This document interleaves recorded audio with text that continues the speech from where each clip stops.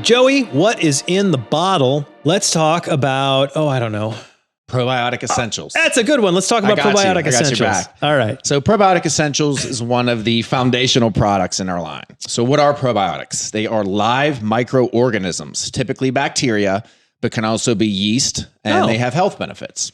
Some of the benefits include improved digestion, so they can help or prevent diarrhea, especially traveler's diarrhea. They help improve gut health in general by reducing inflammation in the gut, keeps bowels regular, improves immune system, skin health, lowers risk of infection, reduce risk of cavities.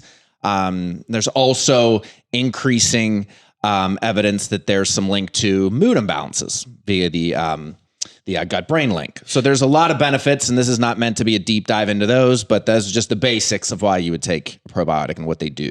So just to start off with, why do we need bacteria in our body at all? That seems like a bad idea. There are a lot of reasons, not just, what the benefits of them do, but in the gut, again, with helping with digestion and also balancing bad bacteria. So if there's an overabundance of bad bacteria or an imbalance, you can get breakdowns in your intestinal barrier. So it can allow things into your bloodstream that don't need to be there. Again, it can harm the immune system. There can be a decrease of immune functioning and just general digestive health. So you need those good bacteria, that good bacteria in your gut. Also involved in vitamin production, nutrient absorption. Wow. So there's a whole lot that goes on in terms of why you need good bacteria. Okay, that makes sense. All right, so continue. What were you saying? So food sources. I mean, when we talk about a dietary supplement, I always feel I'm remiss if I'm not mentioning the food sources. So we'll start with broadly fermented foods. So fermented foods are foods that are made through the growth and metabolic activity of live microbes. Okay. So there are fermented foods such as cheese, sourdough bread, pickles, even wine, where you'd say, hey, if these are fermented foods, are they a source of good bacteria, of probiotics? So for one of two reasons, all of those things are not.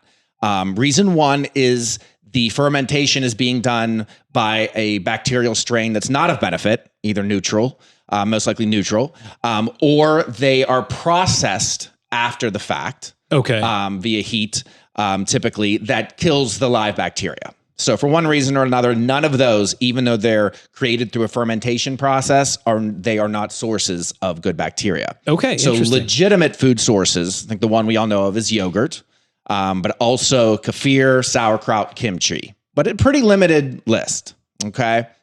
The other thing I want to touch on related to diet is prebiotic versus probiotic. So in a nutshell, prebiotics are high fiber whole foods. Okay. They're basically fibers that feed the good bacteria in the gut. So it helps them to grow, to be active. Fruits, vegetables, whole grains, onions, bananas, garlic, a variety of things, but it's mainly plants, fruits, vegetables. They're going to give you that prebiotic, fertile ground for good bacteria to grow. Okay, that makes sense. So that's prebiotic, and you said probiotics, the only food sources that really matter are kimchi, sauerkraut, yogurt, and what was the other one? Kefir. Okay. Yes. Yeah. So again, it's just another layer to the critical importance of a whole food diet. Right. If you have that daily intake of whole foods, especially fruit and vegetables, you're generally healthy. You don't have chronic gut issues, bowel irregularity, no skin autoimmune conditions. Is there a need for a probiotic in those cases? There still could be some gaps there, but in general, it's much less than somebody with those or even a history of antibiotic use. If you're not checking one of those boxes, yes, your need for a supplement goes down. But if you do check those boxes, this is where it can fill in that gap for you. I love kimchi, but I do not eat it on a daily basis. Exactly. Yes. And yogurt, again, is a good source. And I don't want to harp on, well, there's some sugar in yogurt, so it's bad. But just in general, when you look at our diets overall and some issues that can arise from dysbiosis, imbalance of the bacteria, and how that can occur, high sugar in diets has been found to increase the proteobacteria, which is a broad term for inflammatory bacteria. So both for systemic low-level inflammation and Also any type of irritable bowel, inflammatory bowel conditions. It increases those types of bacteria and decreases bacteroidetes. That was a tough one. That's a but big word. They are the protective types of bacteria. So you're contributing to the imbalance just via a high sugar diet. So I'm not saying that yogurt counteracts the benefits. It does not. But if yogurt typically has added sugar, you're adding some other added sugars, you're starting to maybe get off the mark a little bit versus what could be a straight supplement if that's what you need. Okay, so bringing it back to Probiotic Essentials, tell me more. So Probiotic Essentials, I think, one thing to mention for sure is that relative to all the supplements in our line, this one has been the most customized. It's manufactured directly for us. It's also one of the most difficult products to manufacture, to get a quality product, and also to kind of pin down some of the differences between other supplements. So like I say often in these segments, this is not here to say this is ours is the absolute best and everything else is garbage. It's not that. But to find a good one, there are a few kind of layers to go through. So first of all, the specific strains that are in our probiotic were handpicked, and the company that we work with is a probiotic specialist.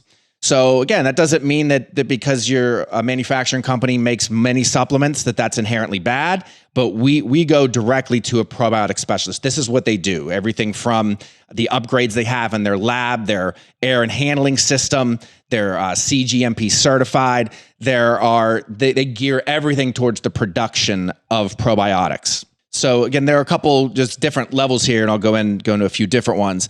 For a probiotic to have health benefit, it must be consumed alive.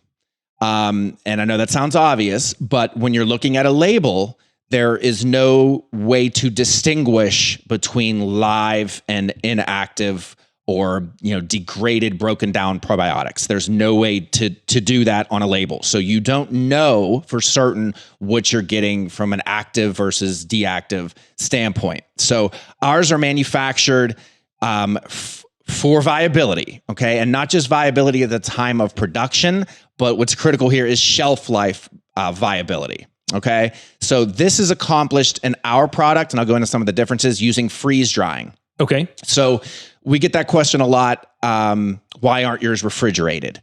So there's nothing wrong with a refrigerated probiotic. It's just not inherently better. What occurs is they're active, they're live. To prevent them from being broken down, you keep them cold, and you have to ensure that throughout the entire supply chain. Ours has an extra step. It's freeze drying that essentially renders them dormant. So they're not dead, but they are dormant. So no, they can't exceed 115 degrees. They need to stay at room temperature, but they do not need to be refrigerated for that reason. They are activated by moisture. Okay. So a few layers there. Say, well, moisture, I open my bottle, I leave it open, those kind of things. The capsule itself is critical. It's an enteric coated, multi-layer 2-piece capsule that protects the product itself whenever the bottle is opened and air has access to it, and moisture, most importantly, and also protects it in the gut from stomach acid, because the viability once it's in your gut is critical. If you're using a probiotic, may all the labeling and all the growth and everything is correct and proper and ideal. If it's just in a real basic capsule, you're going to lose a lot of that, depending on the strain. But you have the potential to lose a lot of that in the stomach acid itself. Okay, because it's got to make it down to the gut. Exactly. The other thing about in terms of measuring the CFUs, the colony forming units, that's the way probiotics are labeled, is that you can't just assay them when the product is made, because you're going to put a certain expiration date on there. Ours are usually 2 years plus. So we have ours assayed at the time of production. It's labeled as 12 billion to ensure that we meet that expiration date. It usually initially is like 18 to 19 billion. Wow. And then at expiration, it's over 12. It's usually 13, 14, something like that. So That's a critical thing as well. You could have somebody, again, just trying to limit cost, hit the mark when it's initially produced, and then fall way below that by the time it hits expiration. So probiotic essentials, even at time of expiration, are still going to meet that or exceed yes. that level. That's fantastic. Okay. Yes. And in growing and cultivating these probiotics, they use to make sure what I mentioned before about the activity, the live versus inactive. They use something called a plate count. So it's the gold standard for measuring the activity level. Essentially, they dilute their probiotics down in the product in a broth. They plate it on a culture medium and allow it then to make sure that they grow. Because if the probiotic is dead, it's not going to grow. If it's alive, it will continue to grow if given food to grow. So that's, again, a critical just understanding of how this is done each step of the way. And that is also done at expiration date to make sure that those are still viable, able to colonize, able to grow. That's fantastic. This is fascinating. I mean that genuinely. I know it may sound sarcastic, but there's a lot that goes into our probiotic essentials. There is. And in terms of the refrigeration thing, I just want to touch on that again, because we get that a lot. I'm not saying that it makes it better because ours doesn't need it, but there is that extra step. That does cost money to do. Further, even if at the company level, the manufacturing level, you have ensured that every step of the way that this is the product, yes, needs refrigerated, but is live and active, you cannot quite guarantee what occurs at every step. So think it's going from the manufacturer via a shipping partner to a wholesaler typically, then to a retailer, right, who then may be shipping it again, then to an end consumer. Right. So what ultimately, and even whenever we spoke to them in terms of initially designing this, they suggested this because it was a little disconcerting. Well, probiotics are supposed to be refrigerated, right? That basically they close the loopholes to potential issues, because any breakdown in that chain, including at the end consumer level, can now render your probiotic degraded. Whenever you close that loophole via that extra step, via that freeze drying, then that's ideal to make sure that the product maintains its viability. That makes sense. That's fantastic. Okay. I love that we've got, this product is so well thought out, so thorough, every single step accounted for. Yes. Delightful. And the design of it itself, I don't want to go into this too much because it just, there's 11 different strains in here, but it is broad for a reason. You'll see a lot of probiotics that have single strains. Again, there's nothing wrong with that. But when you're looking for a daily probiotic, we have, again, those 11 strains that cover the bases for overall good health. When you take a prebiotic in, when you eat a banana or a good fruit or vegetable, it's not just cultivating one organism. It's broad. It can cultivate all of those positive organisms. So we use Lactobacillus acidophilus, rhamnosus, Lactobacillus casei, paracasei. That's more involved in inflammatory bowel disease. Plantarum helps the digestive system, also helps to produce vitamins. Bulgaricus, more directed to digestion, diarrhea. So there's a lot, there's various reasons. And again, I don't want to go into every detail and why, but just know it's broad. They're well researched in terms of what we picked. And also in working with the company, there are times whenever certain probiotics can, it's called competitive inhibition. Basically, you fight over the same food, for lack of a better way, and certain combinations and certain amounts don't work as well. They know all that. I mean, again, we are not manufacturers, so we have to really trust who we work with. And these guys, they just know the business and know probiotics inside and out. That's fantastic. You've convinced me. I'm going to start taking probiotics. What is standard dosage? Anything special or different I need to know about that? Yeah, so if you're taking it more for, hey, I know they're good for me. I know my diet's not perfect, but I have nothing really going on. One a day is fine.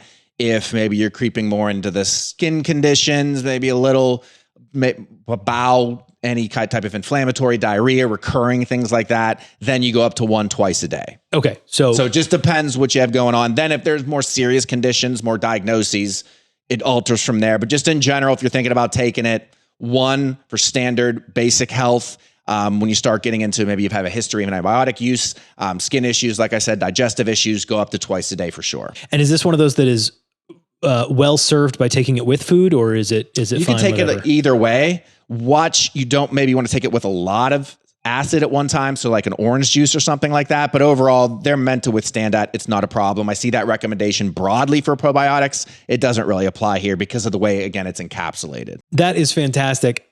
Joey, I love this series. Thank you for doing this. I'm sold. I'm going to go get some Probiotic Essentials.